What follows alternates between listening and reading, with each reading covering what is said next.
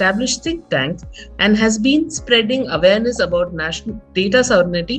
Of course, General Patil is also here. So, and this is an assessment done by this Prime Minister Rudd, who has written a book on China. They're low on AVACs, they're low on FRAs, their combat experience is very low. Namaste. I welcome you all to the day's program by Center for Knowledge Sovereignty, CKS. CKS is an established think tank and has been spreading awareness about national data sovereignty and cybersecurity at strategic, political, and national levels. CKS is a non-partisan nationalistic think tank which has been spreading intellectual content with focus on the spheres of technology, public policy, and research. Today, in our concluding talk of Season 4 of our 5-part series flagship webinar talk, Thus Spake Generals, we are honored and privileged to have highly decorated veteran Air Marshal Anil Chopra, PVSM, AVSM, VM, VSM, who retired from the prestigious post of Air Officer Personnel from IAF. A fighter pilot, test pilot, and a pioneer of the Mirage 2000 fleet, Air Marshal has commanded a Mirage 2000 squadron and aircraft and systems testing establishment, Bengaluru. He was the team leader for the MiG-21 Bison upgrade project in Russia. He has commanded operational air bases in both western and eastern sectors. He was head of IAF and JNK and head of inspections of the IAF. He has been a member of the Armed Forces Tribunal and a member of the Executive Council of Jawaharlal Nehru University. An avid writer who has more than 600 articles published in various magazines, newspapers, and books. Recently, he has written a book titled China, the Rising Aerospace Power, Implications for India, and the Greatest Air Races of All Time. Air Marshal has also edited 4 books and runs Air Power Asia, a website that puts Asia's aviation and military power into correct perspective. He is regularly invited for panel discussions and intellectual discourse by think tanks, television shows, and by prominent universities and colleges for lectures. Presently, he is Director General of Center for Air Power Studies. Now, I request an active member of our think tank, Air Vice Marshal Pranay Sinha, VSM retired, to progress the program further. Viewers, AVM Pranay Sinha, after 35 years of distinguished career, retired from the prestigious post of Commandant, Software Development Institute, Bengaluru, and post-retirement worked as advisor to BEL for 3 years and is presently a strategic advisor at IIT Mandi. Over to you, sir. Thanks, madam. For info of all, Madam Dr. Deepa Prakash, she is Director, Kadam Foundation, and ex-CSIR scientist from Central Food Technical Research Institute, Mysuru, and is combat ration expert of repute. Good evening, viewers. As Madam has said, today we are at our concluding webinar of 5-talk series, 4th season of Thus Spake Generals. Our regular viewers are aware that this tagline is based on German philosopher Friedrich Nietzsche's famous book of 1882, Thus Spake Generals. He, at that time, propounded the philosophy that an individual in his lifetime has to undergo 3 metamorphoses. He termed the common people as a motley cow that follows herd mentality.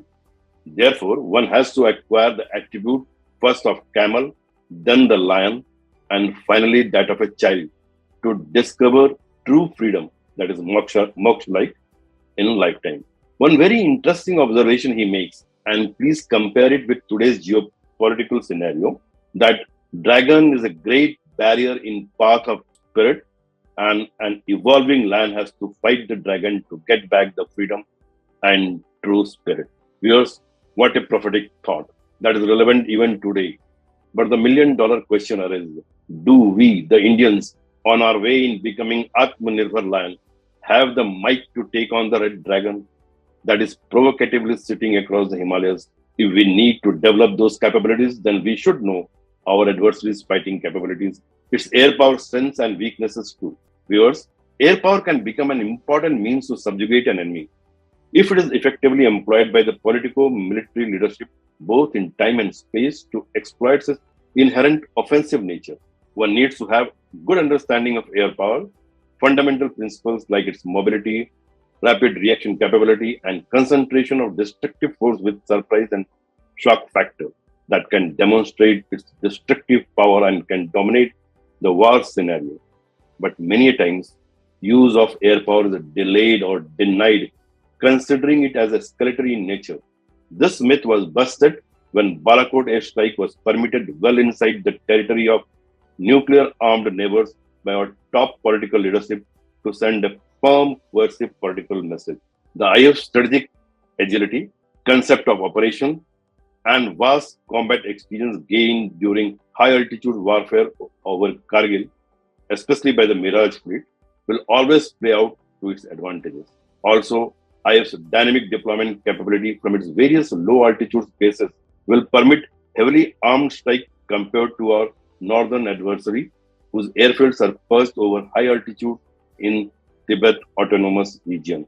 The Great Himalayas always favors us. Now it's time to know air power capabilities of our adversary across the Himalayas. And who else can elucidate it better than veteran Air Marshal Anil Chopra, an Ace Mirage 2000 pilot and present Director General, Center for Air Power Studies. Over to you, sir. Thank you, Deepa Prakash, for a very generous introduction. And thank you, AVM Sinha, for inviting me.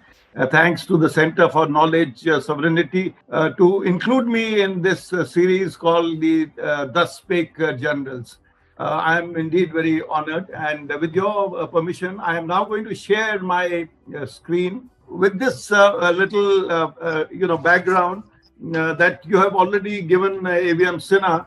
I will cover what I think how the air power will be deployed across the Himalayas, and I want to sort of assure you all and through you the nation that India is sitting very pretty across Himalayas, notwithstanding some of the skeptics who have been giving an impression which is otherwise.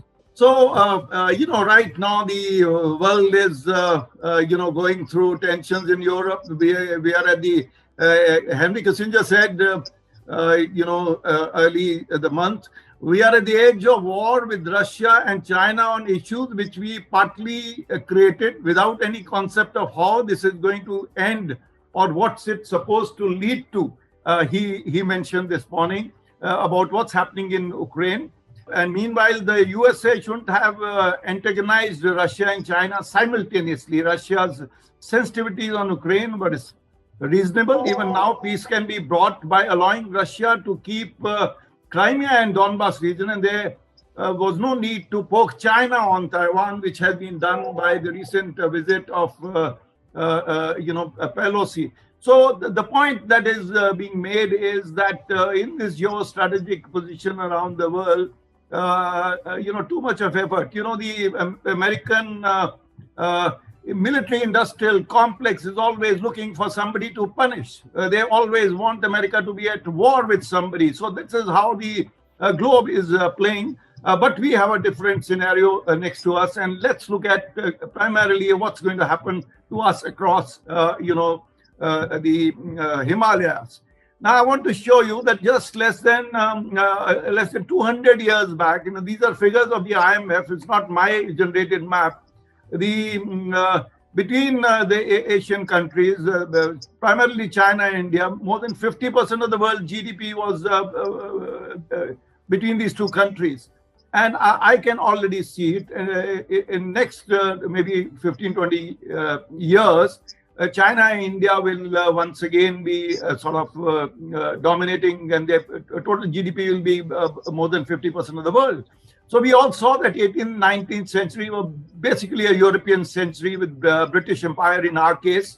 The 20th century has been dominated by the Americans, and the 21st century we are already seeing is all actions unfolding in US. In Asia, and USA has been wanting to maintain a unipolar world with bipolar Asia, and China wants to have bipolar world with unipolar Asia, and Russia wants a tripolar world, and we in India and many other countries of the world, basically they want a multipolar world, and therefore this whole competition is shifting towards our area, that is the Asia Pacific.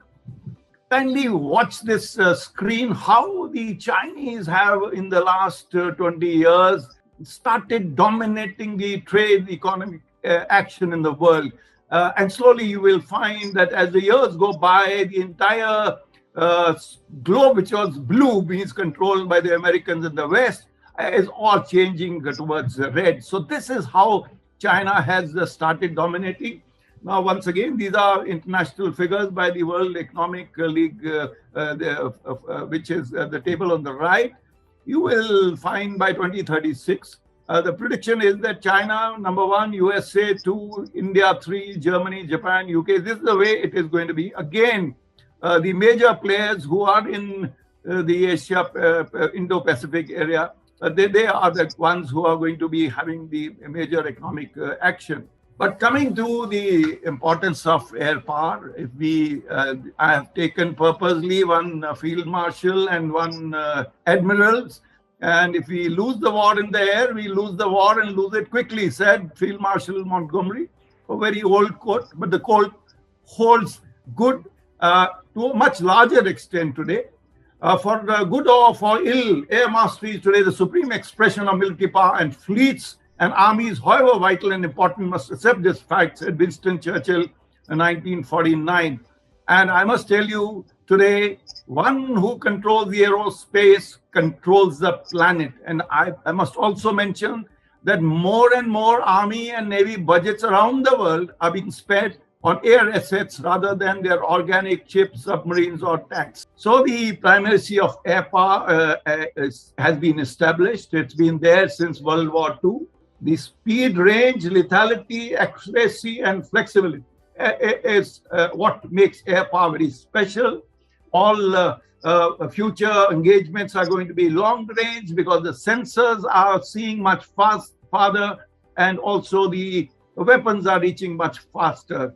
And the technology, of course, is changing very quickly. They're changing the status quos. The technologies are meaning extra costs, and bulk of the capital budgets around the world are going to air forces. Same is true of India. We get the highest percentage of the capital budget. The AI-supported automation is now allowing autonomous systems, and you will find that in the next 2-3 decades, the number of autonomous systems and the unmanned teaming will be dominating the skies. And China has realized the importance of air and space power, like the US and Russia did about 40-50 years back.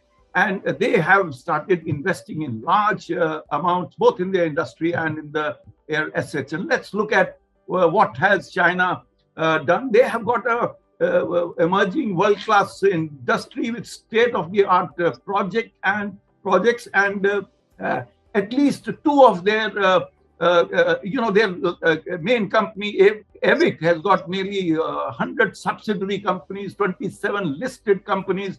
They have got 500,000 employees compared to about 25,000 of HAL.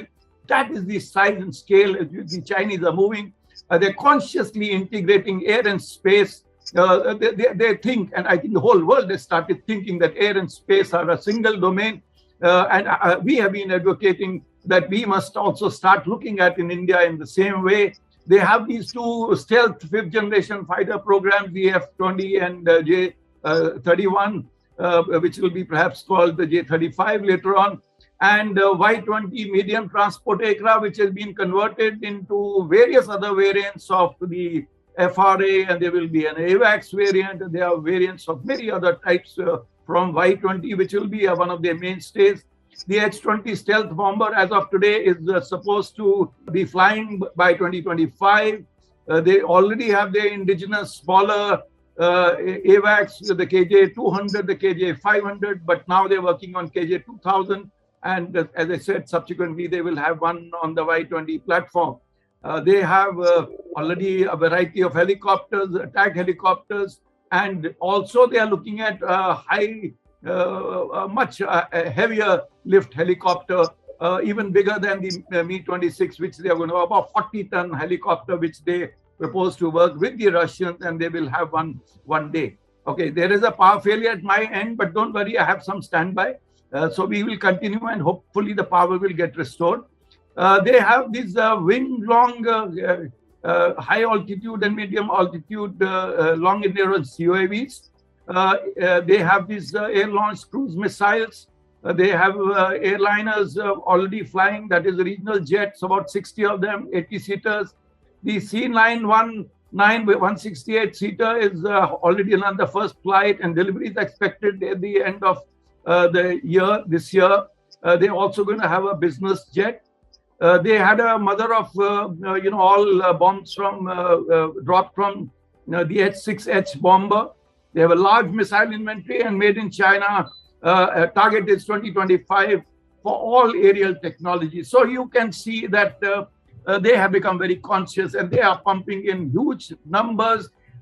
Mind you, in their modernization programs, they have cut down the numbers of the PLA, the Army, but the PLAF and PLA Navy have both actually increased in numbers and in strength. Now, if you look at the PLAF itself, the PLA Air Force, firstly, I must tell you that PLA Air Force has tried to get out of the Army mindsets.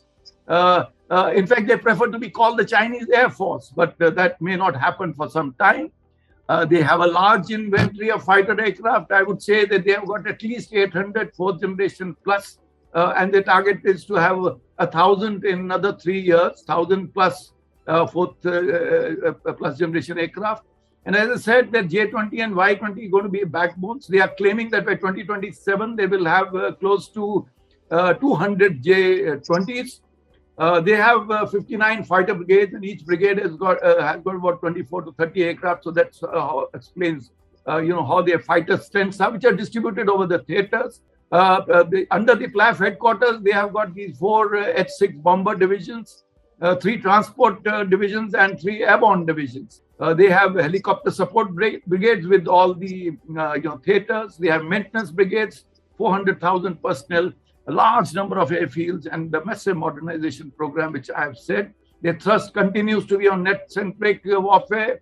They're going to use their space assets in a big way, and cyber, AI, information warfare, influence operations are going to be a part of the action, whether it's peace or during war. Now, as I was mentioning about China's aviation industry, the world's largest arms producing companies are shown on the screen. This is figures are by SIPRI, and you can see that there are these Chinese companies, 2 of them within the first 10, AVIC, of course, being one of them. And Chinese are already exporting arms. Their exports have been going up. Of course, they slowed down in the last 2 years. And the numbers I had mentioned earlier, of course, there are allegations, espionage allegations for them having copied or stolen data of the F-35 design data, and they have reverse engineered aircraft, Russian aircraft, and other systems, which are open knowledge. The Russians have officially blamed them. And Chinese aviation and other armed sports are going up. JF-17, of course, remains their flagship. K trainers they have sold in large numbers, 60 plus are there with the Pakistan Air Force, and there are 80% of the trainers flying in Africa today, the Chinese trainers, and they have, of course, sold the J-10C recently, 25 of them to Pakistan. The Winglung UAVs are not only flying in Pakistan, but in some other countries, including the UAE. They have, of course, serious engine issue, but I must also mention that the entire export, 57% of their total exports are to single country, Pakistan. So people have started questioning the quality of their products, and we have recently heard of the JF-17 fleet being grounded in Pakistan because of technical problems. So they have problems, and they have a long way to go. Maritime aviation is another area the Chinese are doing well. Today they have 530 plus ships, which is the largest number of ships in the world. But I must mention that they are much behind the Americans as far as the tonnage is concerned. They have now 2 aircraft carriers, both ski jump types. So that means they have some restrictions. And their the first larger, carriers, type 003, with EMALS will come up only in 2025, and then the next one in 2030, and so on. And ultimately, they propose to have 6 carriers. We presume that one at any given time will be in South China Sea, maybe one in the Indian Ocean, 1 or 200 repairs, and they, in the long term, would want to have another one in the Pacific somewhere. They have around 600 aircraft. Most of the aircraft are the old leftovers of the PLAF, but their numbers are going to increase. They also have a carrier-based AVAX KJ-200, a smaller one, on board one of the Russian aircraft platforms. Yes.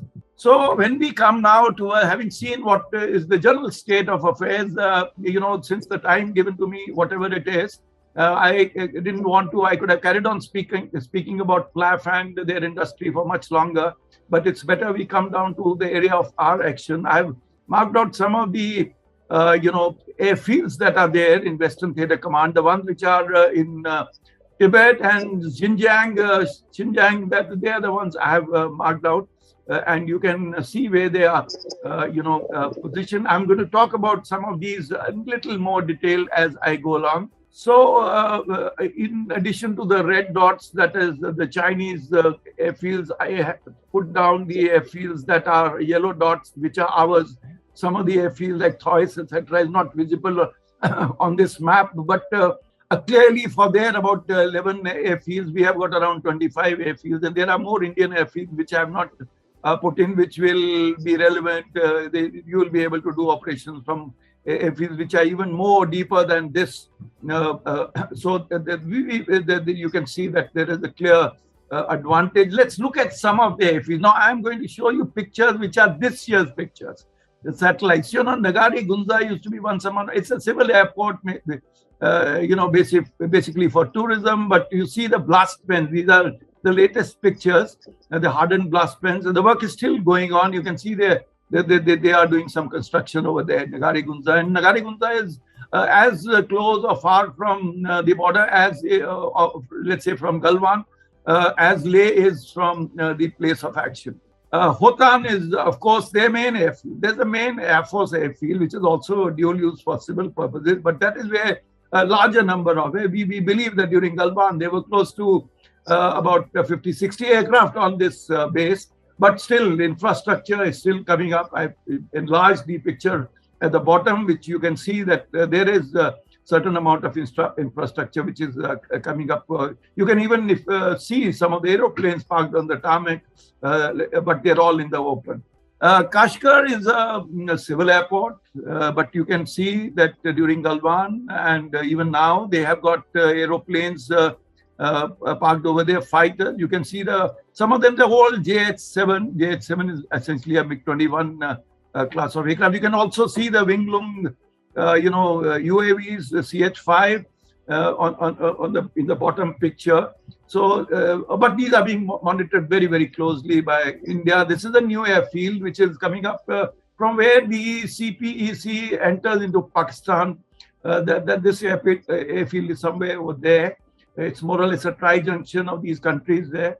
And the Tashkurgan airport, again, there's some work going on, if you see in the picture down below, but this airfield is still being developed. You can see there hardly much infrastructure at the airfield per se yet. So this is the Chengdu J-20 aircraft. Why I want to show you is basically to show that if it has to remain stealth, first, of course, there are questions being asked, the quality of stealth because of the, canards, all moving canards. They also, engines, of course, is still an issue, and therefore the stealth is being questioned. But the aircraft is flying. There were about 50 already flying. Numbers are increasing. And you can see these are the bays, up to 6 missiles they'll be able to carry inside. But if he was to use any external stalls, for which there are points, that would mean that it will not remain stealthy anymore. This is their H-6 bomber. They got around 120 of them. They have got all kinds of variants. They have got a EW variant. They have got, of course, it can carry 6 cruise missiles. It has, a refueler variant. They have got electronic warfare variant. So H-6, a very old aircraft. We all know the old PU of the Russians that these guys has not built, but they've done lots of modifications to this. And if you see the pictures of all the other variants, you'll find it very interesting. J-11 is one of their main aircraft. J-10, J-11 are they going to be their backbone? J-11, you can see, is absolute copy of the Su-27. I mean, there's no difference between the two. That's why I picked out two pictures, which can show you the absolute similarities. So bulk of them are Su-27. There are only a few Su-30 MKKs, about 2 squadrons of them, and 2 squadrons of Su-35s. This is the J-10, which has come to Pakistan. I know there are people in the audience, especially on YouTube, who would want to see these aeroplanes. Of course, the professionals who are sitting online right now, they would already know a lot about this. But yet I think it's important for the larger audience. I should show some of these aeroplanes. So, but PLAF has its challenges. PLAF has got a huge area to defend. They are 2.5 times the size of India. Their main focus remains Taiwan. And their main action is in Pacific. You know that after Pelosi's visit, the amount of exercises that they have been doing, and ever since the Americans, the French, the British, and Indians have started sailing into South China Sea more often for the freedom of seas, the Chinese are absolutely engaged in that direction, East China Sea and South China Sea. And then the numbers of AVACs and FRAs are very less. So are less for India too, but for a continental size and who's going to take on the Americans, their AVACs and FRA fleet is extremely small. PLAF has low combat, rather no combat experience for years. I think after Korea, they've hardly fought a war. And they do very few international exercises, mainly with the Pakistan Air Force, the Shaheen series. And Chinese industry still lacks some critical technologies, mind you, but they are catching up on that count. The Tibetan airfields, we all know, we are being told hundreds of times that they're at high altitude, all around 10,000 feet. And they have limitations on weapon carriage and fuel carriage, and mostly if they have to carry large amount of weapons, they will have to get into air refueling, and air refueling in these areas has got its own dynamics and problems. And of course, they are pulling ahead, but I think we should not overrate them too much, which many of our analysts seem to be doing. And as far as their technologies are concerned, surely the aircraft engine, the radar, electronic warfare, the quality of their stealth, they have still to catch up. They are behind us even in composites, I must tell you. The airliners certification, they're needing help from the West continuously. Their global supply chain management is far from good, because they're not being able to get many of the spares electronics from elsewhere. But they are going to catch up, mainly because they're being able to pump in a large amount of money into this whole exercise. So what is going to be China's air strategy? Most certainly, like any other countries, the mainland defense is the first priority for them, which will remain for any country. But as I said, Asia Pacific is a priority, reclaiming Taiwan and retaining South China Sea. There's a great amount of pressure from everybody that you cannot be, usurping 3 million square kilometers of South China Sea. So that is what their priority going to be. Of course, air power has seen unprecedented modernization. They're going to look for asymmetric advantages. They want to push the forward edge of the battle into the enemy territory. They're going to look for quick initial gains. They want to have a limited boundary, conflict and claims, maybe do little salami slicing, a kilometer or two every now and then, and that's going to be their strategy. We have seen in Ukraine that wars are not short and sweet, as people used to say. There's nothing like a crisp war. We haven't seen that happening in Afghanistan. We didn't see it happening in Iraq. We didn't see it happening in in Vietnam. So there is not going to be any short and sweet war. But that is why they will not want to get into conflict. They will do a little, movement here and there to occupy some more territories. They will certainly like to strike the Indian Air Force bases, keep them head down, because the armies fight slowly. But the Air Force is going to make a big difference. And they will prefer to use SSMs and air-launched cruise missiles because it's so much more difficult to defend against. And we have seen in Ukraine that the Russians have mostly used these instead of aircraft. They have been using mostly the cruise missiles so that you don't threaten your own aircraft. The net-centric integrated ops, cyber EW, this is an area which the Chinese are trying to master, and that's one area which we will have to factor, because we saw that within 1 month after, from Galwan to 1 month after that, the cyber attacks on India increased by 1,000 times. So this is the kind of figures, those such beautiful graphs on this count are available. I have to bring in Pakistan a little bit because in any war across Himalayas, Pakistan may be a player because they are also sitting in that general area. Of course, Pakistan right now is in an economic mess and have somewhat cooled off on the border. They thought that Afghanistan will give them defense in depth, but actually the reverse has happened. Actually, it has opened another front. We all know that even in KPK region, within the country, the Imran Khan party is ruling in that province, and they are refusing to play the tunes that the Prime Minister wants to play, even when it comes to IMF. So there are issues there, and Afghanistan and Balochistan are both hot potatoes for them. Sporadic cross-border terror, of course, remains active, but the incidents have reduced. India's punitive strikes, both the Uri and the Balakot strikes, have pushed Pakistan security establishment a little bit on the back foot. So I think they are conscious. In last some years, we have not had any major attack, which is good. Yes, the transformation of the Sino-Indian frontier has raised the prospect of a simultaneous military crisis on both borders.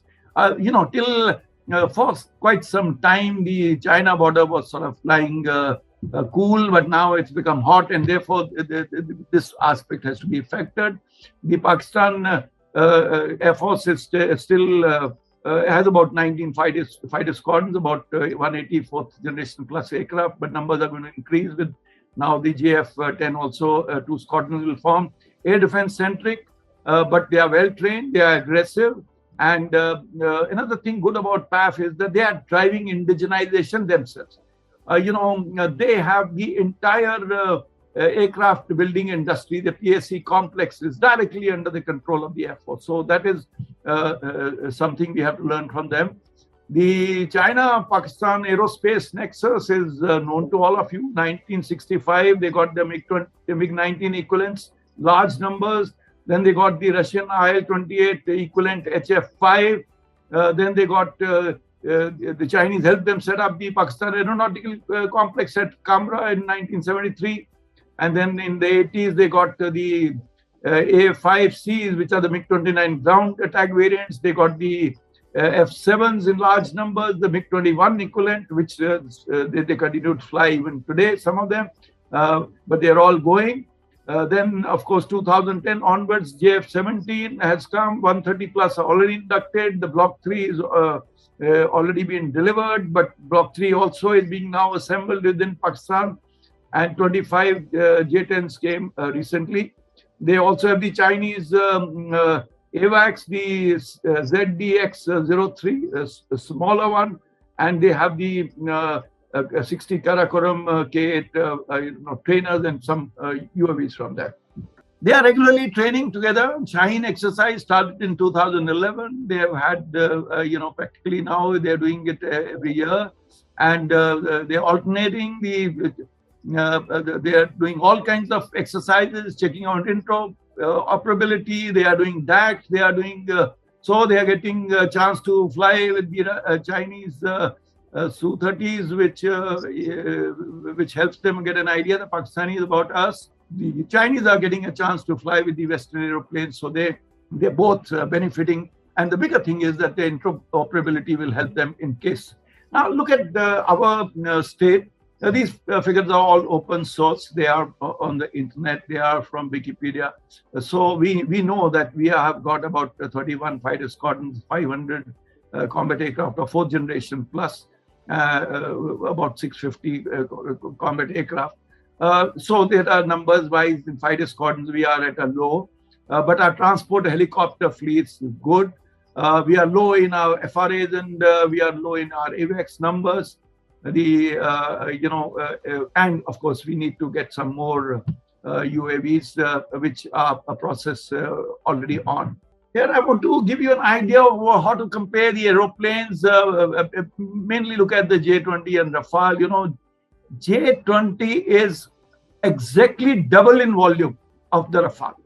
It's huge, 4 meters nearly longer than the Rafale, and wingspan is about 3 meters wider. The overall weight is more than double the gross weight, and the tonnage wise, of course, the Rafale has got only external hard points. It can carry 9.5, and if the other side would also, J-20 would want to use the external stores, they would carry 11 tons. But then if they do that, then they don't have the stealth advantage. The PL-15, yes, is claimed to be 200 kilometers. Some of the Western analysts feel it is much lesser, but certainly it's comparable to the Meteor with a similar range. So all I want to tell you is that, don't think J-20 is a big beast which can't be tackled. As far as the Indian Air Force fleet is concerned, now I made this graph my own self, and if we were to get our numbers right, it will take some amount of time. Now we are 2022, and by 2038, if we were to get those numbers, it will be possible only if we make large number of LCAs. We get the LCA Mark II and AMCA ready on time, that the RFA, the 114 of them, for which the RFP has still to go. It must go quickly, and because once it goes, it will still take 5-6 years minimum to get them. Any amount of development in LCA, will not make the numbers unless we buy those 114. But certainly, Atmanirbhar Bhatia is to be pushed, and we have to get these two major aircraft, the Mark II and the AMCA, into good shape quickly. I must also mention to you about the global power rating, because now we're going to come to how we're going to fight the war from our side in terms of these are from the Global Firepower Index. These are January 2022 figures. Statista is a German, organization. So the largest militaries, China, of course, number 1 in numbers, India, number 2. These are the 2021 manpower figures, and the world's most powerful militaries, USA, Russia, China, and then India. So this is just to give you an idea. But there are other players in the Indo-Pacific, like Japan and South Korea, where we are very up in their military power. So we have been all these years, we were always strong in the north and then center, but we were a little weak earlier in the northeast. But I'm happy that things have changed. Chinese railroad and oil pipelines are coming. India has also started building infrastructure both in the northeast and in Ladakh region. Airfield advantage in numbers we talked about, but certainly we need much more hardened shelters.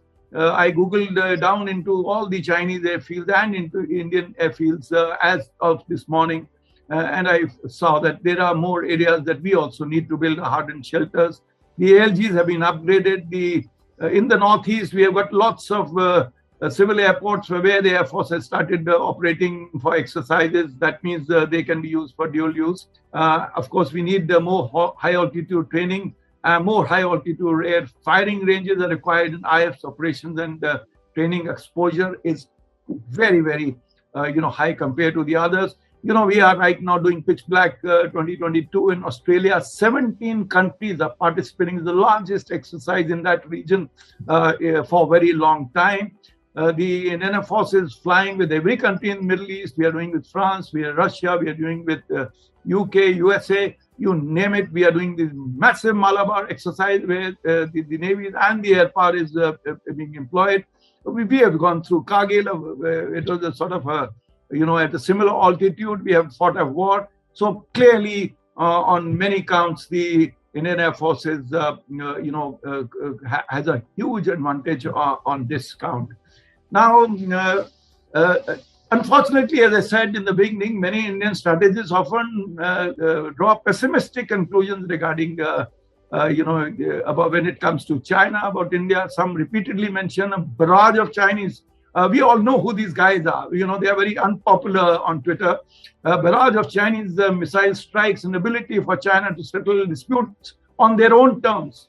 This kind of things. There is some general who said a few days back that within 10 days they would take away, Arunachal and parts of Ladakh. I don't know on what basis they are saying. We have seen what happened in Ukraine despite such huge asymmetry. And here we are talking of the number 3 and number 4 most powerful militaries of the world. And some people are saying they're going to walk over. Then nothing like that is going to happen. In fact, there are and guys like me and some others who are saying that we are in a much better position than they are. And let me give you some numbers to build up your confidence for this.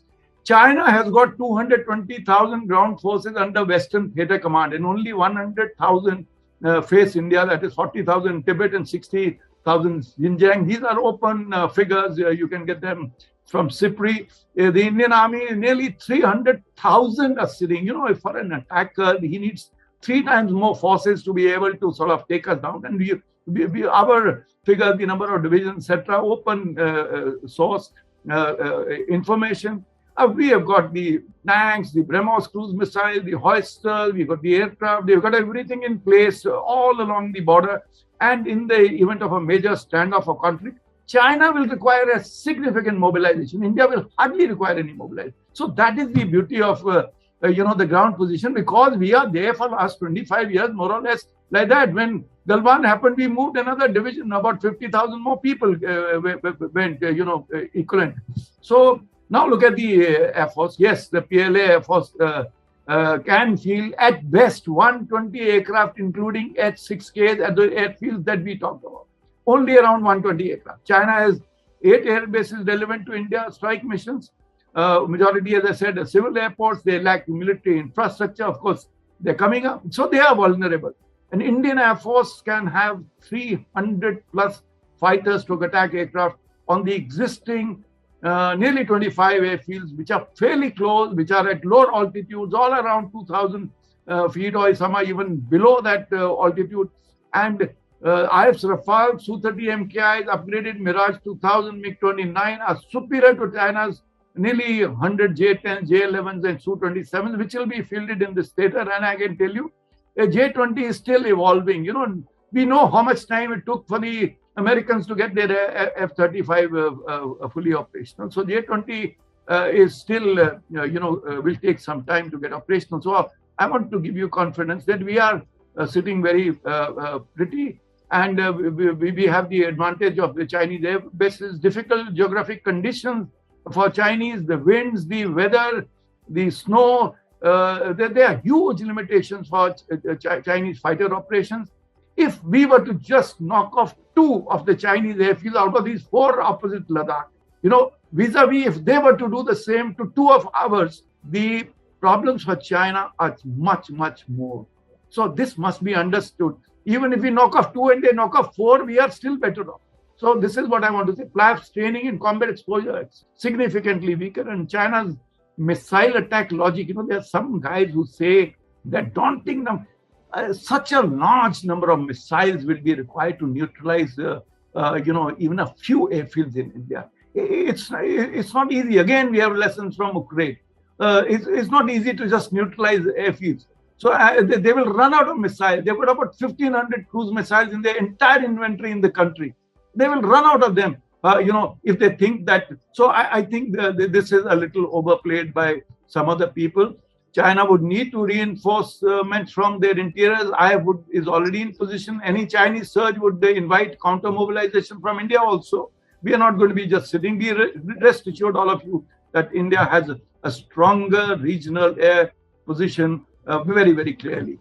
SSMs have an advantage. We have already inducted BrahMos, and we are doing it in large numbers. We have got a lot of weapons which have come with the Rafale. The radar cover is low. AVAX is going to be important. The Chinese are also conscious. They're even trying aerostats, which we used to think once upon a time.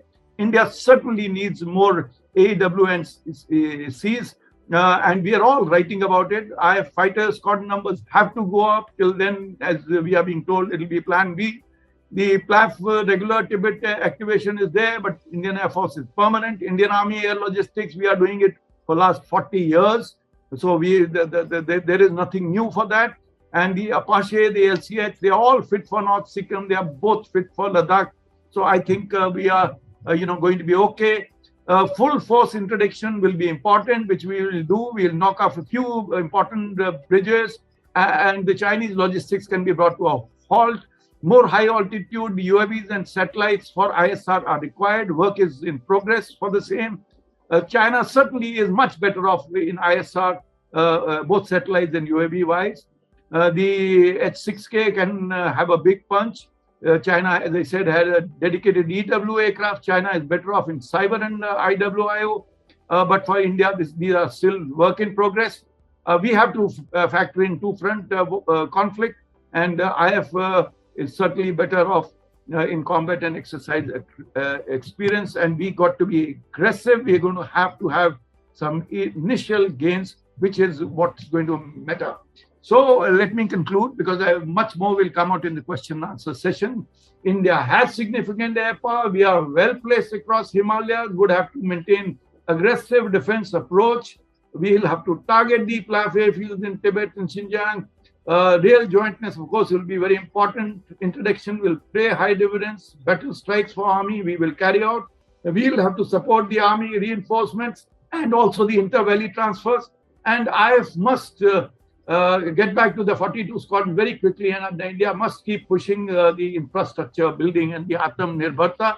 The existing capability gap, China still is pushing ahead, and the gap will remain for at least 8 to 10 years. We have to invest in all the new technologies, AI, cyber, hypersonic, EW, and we have to prepare for the hybrid war.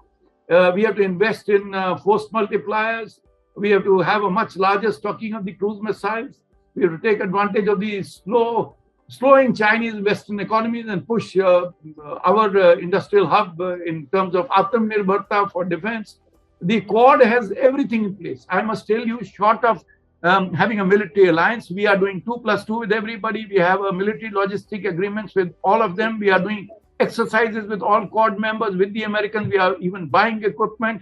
So we are doing work with Quad, short of calling it a military alliance. We have got everything in place. Of course, India needs to strategically balance between USA and Russia.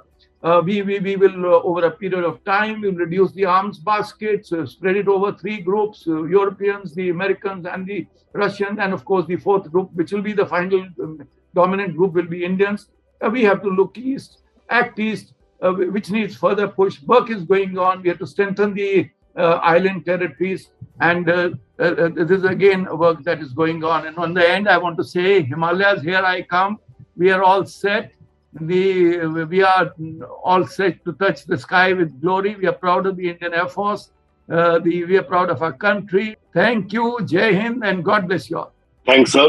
Thanks for that reassuring talk of yours, which I think viewers must be reassured that, yes, we are in the very safe zone. Geography helps us, no doubt. And hope Angus medicine graph comes true as early as possible. And the Henry Kissinger, the China lover, who actually is on Chinese payroll, his things go wrong, whatever the prediction he wants to make. And thank God Nancy Pelosi has already busted that myth, and China is going all the way. Yes, sir. No doubt, Chinese. One thing which we have to give the due credit to the devils is that they started long back, when I had gone for Su-30 MKI course in Russia. One anecdote, and they never taught us Su-30 MKI. That time it was not ready. We all know it was only Su-27, and the Chinese were also sitting there in the next class. We were 7 people.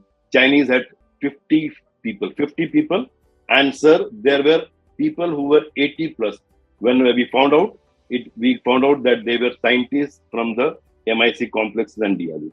So this is how they have gone. Their white papers of Defense White Paper 2019 says, and they have learned very, very nicely, sir, the thing from the Iraq war.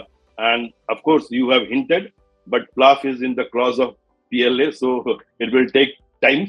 And of course, General Patil is also here. So I know, sir, it's very, very difficult proposition. As you have mentioned, PLAF has got large area to cover, and the Chengdu J20 thing is yet to be evolved. But we have to catch up. We can't. They are going to be the second most combat aircraft producer, and they are producing very fast. Though the quality, the JF-17 grounding, their engine technology, everything is the problem. Sir, I have got two questions quick. Sir, the question is from AVM Kaushik, and the same question is from Air Commodore, similar Air Commodore Sharad Verma, and also from Dharmesh Badwa, all asking again a very, very distinct question which related to some command structure. What command structure will be required to take on the Chinese? Of course, sir, a quick answer for this. I know it can take. Yeah, okay. So, no, let me first tell you that you were in Russia. I was there for 4.5 years. And we used to meet the Chinese were there in large numbers. And I also must tell you, a large number of designers were bought by China. They paid huge monies to them, took them there, got them to open the source codes, and they sort of, and that's how they have been reverse engineering. Yes. There is no doubt about. Second thing I must tell you about this PLA. Xi Jinping is going for his 20th Congress in October, November this year. And, recently the Australian Prime Minister was here in Delhi. He spoke, Rudd, the previous Prime Minister, he's done a huge research on China. And he said one point which I thought is interesting for all of you to understand. The requirement in China is the allegiance of the military is not to the country, it is to the party.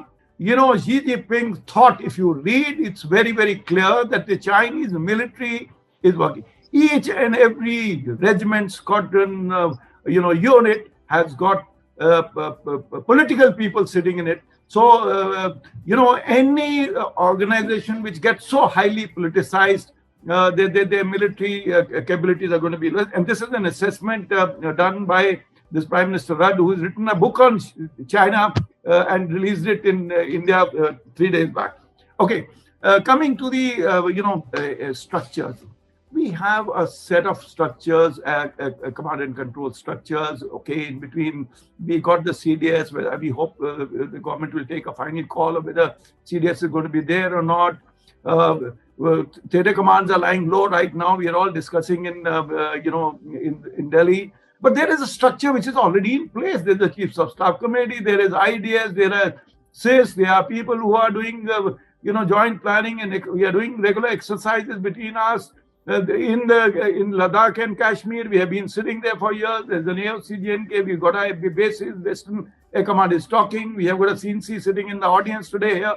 So my contention is that there are existing structures which are in place. There was one school of thought when theatres were being spoken, why not having one single theatre called India Theatre? Because the numbers are so few, we can't split them between theatres. So all the existing structures are in place. Even if a new structure were to one day come out, whether it's a theatre command or whatever form it will come, it will take its time to stabilize. Until then, we are in place. We're going to fight together. We have got activated all the bases. Even our Thois has got a fighter aircraft today. So there is a structure in place between Western Air Command and the Northern Command and Western Army Command. They are all talking, and of course the rest of the similar arrangement is there in the East. So I think we are not to get too worried about these structures. They are existing, and we're going to fight with whatever structures we have already in place. Yeah. Thanks, sir. Thanks for reassuring again that the structure is in place and structure well-oiled mechanism is working, and we should not worry. Sir, we have got Air Marshal Soman on the panel here. So may I request the former WAC CNC, and he was AD commander also of the WAC, who has seen the Chinese from very close quarter. Sir, would you like to give your on today's talk, sir? Well, good evening to everyone. Firstly, good evening, Chopi sir. It's always a tall order to comment on a very accomplished professional that we have in Marshal Chopra. And at the outset, I think I must say it's been a very, very insightful and an informative talk. And I'm sure the viewers have, benefited from it. And he's given a very, very kind of a balanced picture. He's avoided the extremes to generally indicate that I think we are fairly well placed. But what he's drawn our attention to is the kind of unprecedented modernization that is taking place, within the PLAF. And possibly there are, very good reasons, because the Chinese are very good learners. After the 1991 Gulf War, they suddenly realized that the American prowess draws its actually strength from technology integration and innovation, and they realized that the technology can really reduce warfare to a quick and kind of a instant action where you can actually demolish your adversaries in record time. So the Chinese have been very quick at it. And one of the manifestations of technology has been air power, so they have given a lot of importance towards building up their, kind of aerospace power. And of course, when you talk in terms of their air power, while we have certainly disadvantages in terms of numbers, that possibly is one area of concern that we need to sort out, because on one side, you have a revisionist Pakistan, which is trying to fight an irregular warfare. And on the other side, you have a revanchist China, which is fighting an unrestricted warfare. There's always a possible of a collusive threat like what the Air Marshal covered.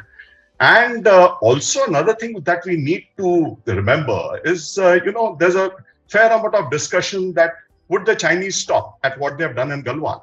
My sincere opinion is that, they will continue with their aggressive designs because they believe in drawing and normalizing new normals. So it is not something that they're going to stop at it. So we need to be very, very vigilant.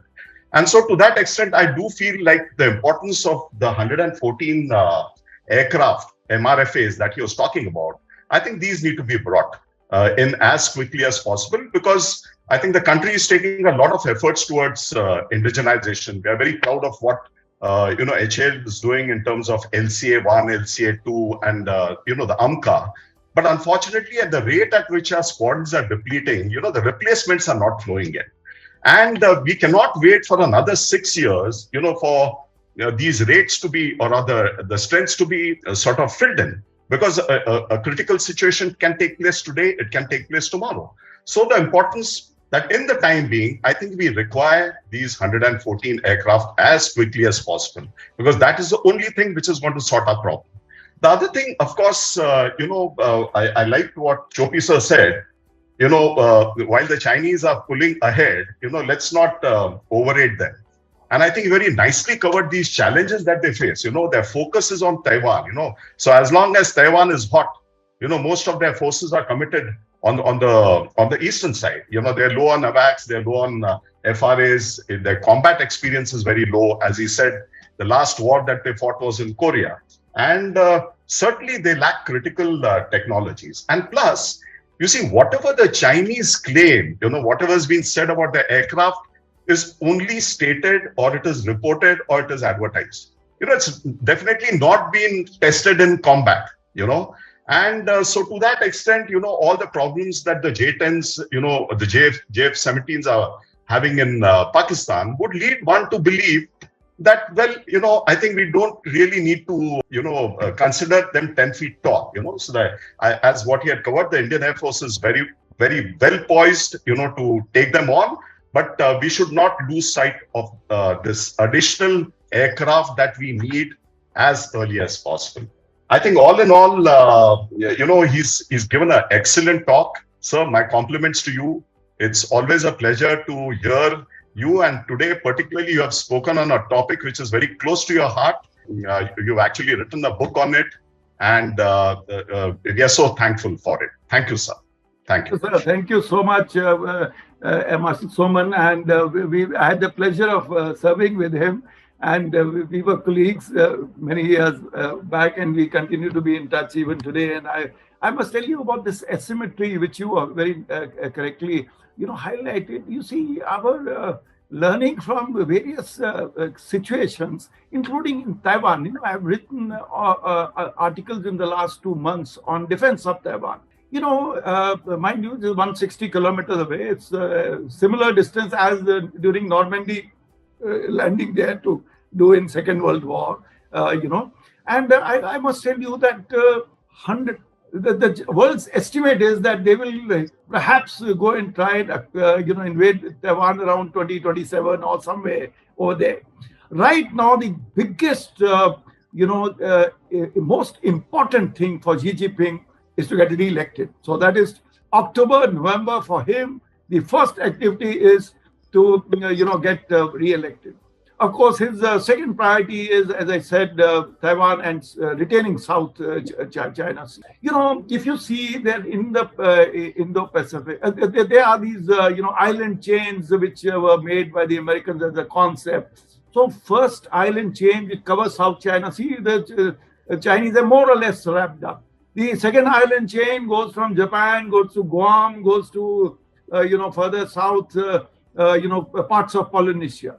That's where they're working right now. They went to Solomon Islands. They went to all these places. They're trying to get into. So Chinese are their main area of action is, why did they do Galwan? This is a lot of analysts have spoken about and written about why they did Galwan. Of course, they're not very happy that India is becoming very close to Quad. They know that we are getting rather close. Such a large number of exercises we are doing, and lots of other things are going to happen. You don't know. Very soon you will get some weapon systems from America. It appears to us the way things are happening. So we are certainly getting closer to Quad. Australia is going to pump in huge amount of budget. AUKUS is there not for nuclear submarines. AUKUS has been brought in to start telling Australia start spending money, because they are the weakest. The South Korea and Japan have got 3 times the size the defense budget and the military size compared to Australia. So there is an action building up. India has been given the responsibility that you are going to defend Indian Ocean, you are going to defend this area, and you are going to take on China on your own over there. And of course, the others will perhaps support you with some intelligence, other information. So we have to be ready as a nation to take on China on our own in the north and in the sea. So I think we'll take this issue and we'll definitely invite you. This will be a very interesting talk. And thanks, sir, once again. And before I request Dr. Deepa Prakash to propose a vote of thanks, Vineet Goenkaji, our mentor and our main force behind this, he is away in Nepal, sir, and has sent a video clipping of his. Thank you, Air Marshal Anil Chopra, sir, for accepting our request and coming and speaking on platform of CKS. Currently, I am in Nepal. My range is very less. I am unable to join the link directly, hence this recorded message. I am sure all the audience is benefited out of your knowledge, and we are in CKS will cherish this talk for a long. I, on behalf of myself and General Shekatkar, thank you for attending this session, speaking in this session, enlightening us on the air power and its impact on this sub-region. Thank you. Definitely, sir. Once again, this was a very, very enlightening, reassuring talk of yours. But yes, the modernization has to go on. Atmanirbharta we cannot be slowed down. Dr. Deepa Prakash, over to you. Thank you. Thank you very much, AVM Sinha, sir. On behalf of CKS, I record my most heartfelt and sincere thanks to Air Marshal Anil Chopra ji. Your clarity of thought and lucidity of vision, buttressed by the incredible content and analysis that you presented, has been extremely educational. In fact, our minds are expanded, exponentially. Our entire perspective before and after your talk has changed in a brilliant way, and it's been most reassuring and deeply intellectually satisfying. Thank you very much, Air Marshal Soman ji. Your views, complimenting, and also adding more information to this talk was very valuable. I also take this opportunity to thank all our viewers. This is the grand finale of our series this time, and it's been an incredible experience having the program and having you all. I would like to thank Air Vice Marshal Pranay Sinha ji, who has so beautifully put together the entire program, moderated it, made it so interesting and beautiful. My thanks to Sumitra Goenka ji, Vineet Goenka ji, Professor Nagratna and Paresh ji for all their support. And most of all, we sincerely thank all our audiences. Dhanyavad. Jai Hind.